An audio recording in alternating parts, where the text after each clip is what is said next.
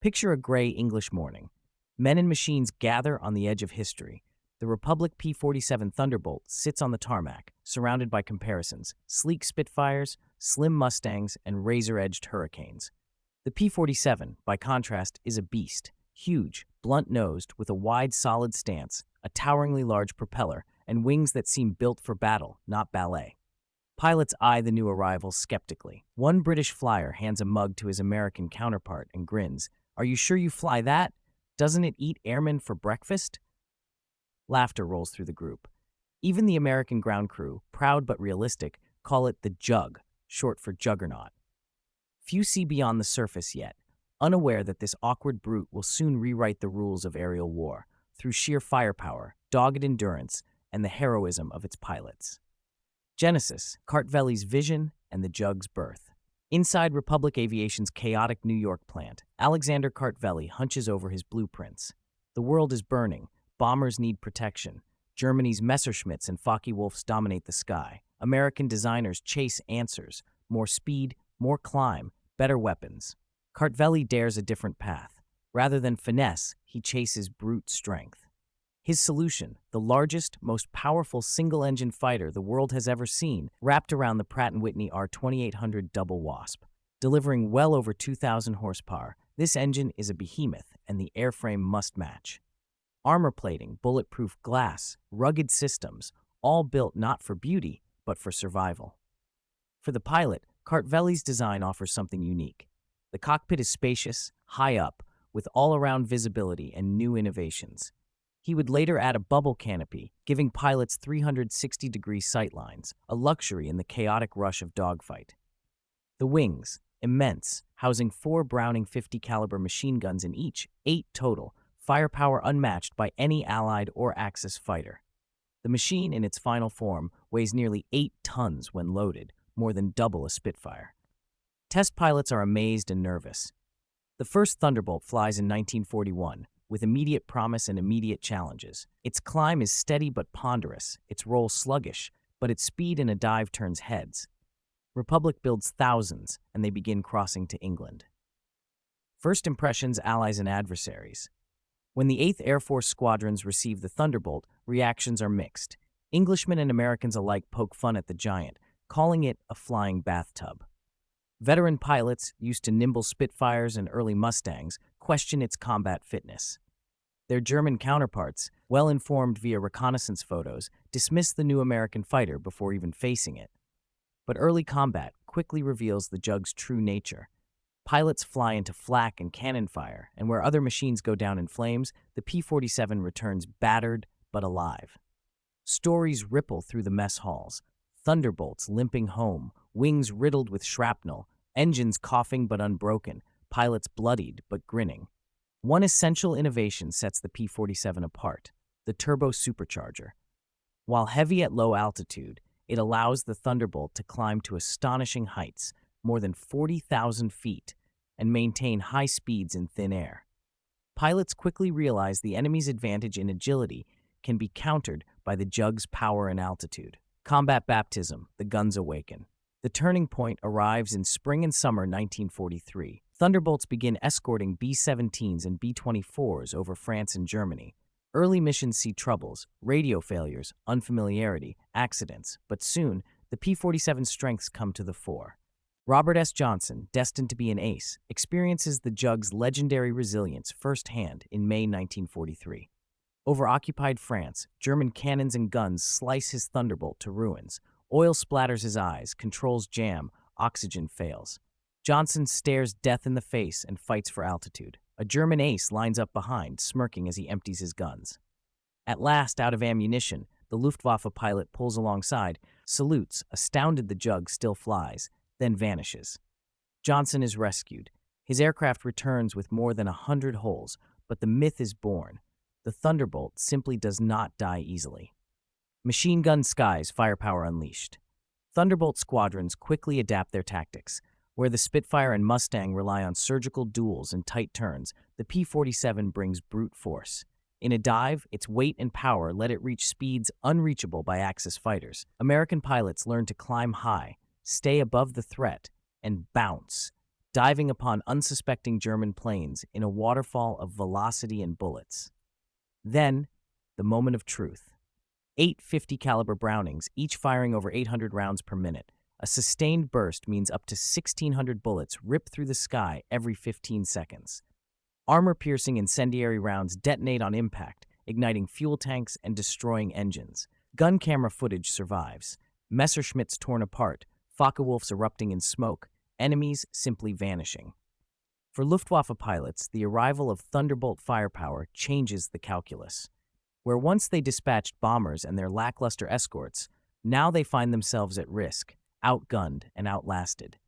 There's a new joke among USAAF pilots. Once you fire the 850s, even the angels get out of the way. Luftwaffe's perspective, joke turns to terror. German squadron leaders rapidly rethink tactics. Reports from France and Germany suggest that U.S. Thunderbolt squadrons almost never lose pilots when flying in formation. When attacked, they take hits and keep flying. Kurt Bulligan and other aces record their new instructions. Never dogfight the Jug below 15,000 feet. Pour all ammunition into a Thunderbolt and never assume it will go down. Strike, then run. Pilots who encounter the Jug firsthand are stunned. Stories circulate in Luftwaffe briefing rooms. Shots fired, P-47s rolling and diving, only to appear, battered but dangerous, minutes later. Some describe Thunderbolts as death from above, a plane so tough and heavily armed it seems a force of nature. German engineers, when eventually capturing down P-47s, discover, often with awe, the rugged construction. They marvel at the combination of protection, power, and armament. In technical reports, the Thunderbolt is called Das Fliegende Panzer, the flying tank. Ground attack, Jug's second life. As the tide of air superiority shifts, Allied planners realize the Thunderbolt's incredible potential below the clouds. With a service ceiling above 40,000 feet and enough power to carry 3,000 pounds of bombs, the P-47 becomes a nightmare for German ground forces. Normandy, July 1944. USAAF pilots thunder across the countryside, skip bombs into railway tunnels, obliterate bridges, and strafe armored columns with 850s. German Tiger tanks, once feared, have their weak spots targeted. Pilots aim for ventilator grates and rear engine decks. The results are devastating. Entire German convoys are left burning. As the front lines race forward, air controllers coordinate with P-47 squadrons, ensuring the American advance is shielded from counterattack and ambush. Nothing lasts under the Jug for long, writes one pilot in his diary. Once we had cover, we saw the trucks and tanks pop like tin cans. The Germans began to fear the sound of the Thunderbolt overhead more than anything else. Thunderbolts tally up astonishing combat results. Nearly 4,000 enemy aircraft, 9,000 trains, 86,000 trucks, 6,000 armored vehicles destroyed. The numbers are almost unbelievable, but confirmed in war records and pilots' logs. Aces and legends, brotherhood of at the center of the Jug's legend are its pilots. Gabby Gabreski, Schilling, and Johnson become household names.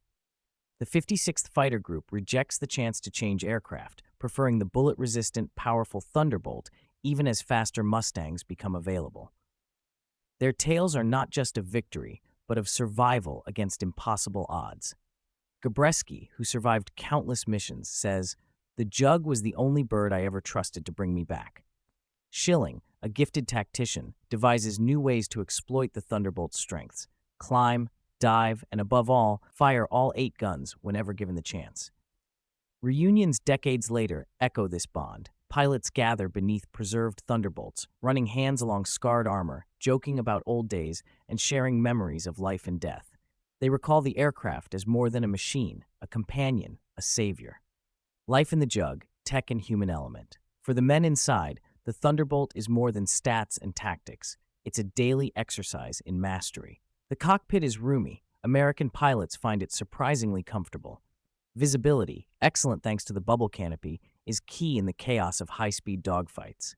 The control stick is heavy but precise, and the instrument panel, filled with new technology, quickly becomes familiar. Every takeoff is a drama. Engines roaring, the big prop clawing at the air. Fully loaded, the Jug takes a long roll to lift off, but once airborne, the pilot is king of cloud and sky. Climbing into the sun, patrolling over columns of smoke, or banking hard to pursue fleeing enemy fighters, pilots memorize every shudder, every stall, every jitter of the frame. When battle comes, the Thunderbolt's courage is matched only by its protection. Pilots face cannon shells and flak, but the armor plating, reinforced fuel tanks, and sheer size keep them flying. Letters home speak of gratitude. Never felt safer in any cockpit. The Jug takes a pounding, and so do we, but somehow she gets me there. Diaries describe the joy of returning, the heartbreak of loss, and the thrill of victory. Innovation and production, building the legend. Republic produces 15,600 Thunderbolts. Curtiss adds over 350 G models toward the war's end. The plane serves everywhere, Europe, Pacific, even post-war with allies around the world. Pilots in Britain, France, and even the Soviet Union come to respect the flying tank. After Germany and Japan surrender, Thunderbolts fly with NATO, Latin America, and Allied air forces for decades. Through all this, the Jug's reputation only grows. Stories and photographs fill newspapers and magazines. Pilots marvel at its power. The machine can deliver half the payload of a B-17, all while surviving damage that would end any other fighter's mission. Thunderbolt versus Tiger tanks. Tactical revolution. In ground attack, the Thunderbolt leads a tactical revolution. Armored columns, once immune, now falter. Pilots learn to skip bombs into tunnel entrances, punch through bridges with rockets, and obliterate railway yards by strafing boxcars and fuel tanks. The machine's heavy guns mean that no target is safe. If the pilot can see it, he can destroy it. Tank crews soon realize that the sound of the Jug is a death sentence. Forward observers watch in awe as P-47s obliterate flak batteries and battalions in minutes. Not content with merely supporting ground troops, Jug pilots lead the way for armored advances. They suppress ambushes, shield infantry, and chase retreating convoys, often with reckless courage and unimaginable skill. Hugs. Throughout the war, human stories fill the legend. Pilots write home, "She's ugly, she's stubborn, but she saved me when nothing else could." Mechanics marvel at the damage returned each sortie, wings stitched with holes, propellers curled and battered, engines roaring even after shrapnel strikes. Later, in peace, survivors share their tales. Some recall epic dogfights, climbing out of the sun, bullets raining from above. Others remember sudden terror, a burst from a German flak gun, a burning wing, a narrow escape. All agree on one thing: when the odds were worst, the Jug gave hope. Post-war, the Jug's lasting impact. After 1945, the Thunderbolt is not forgotten. USAAF units redesignated as F-47, flying until 1949. Portugal, Italy, Turkey, and Latin American nations keep the Thunderbolt in service, some into the 1960s.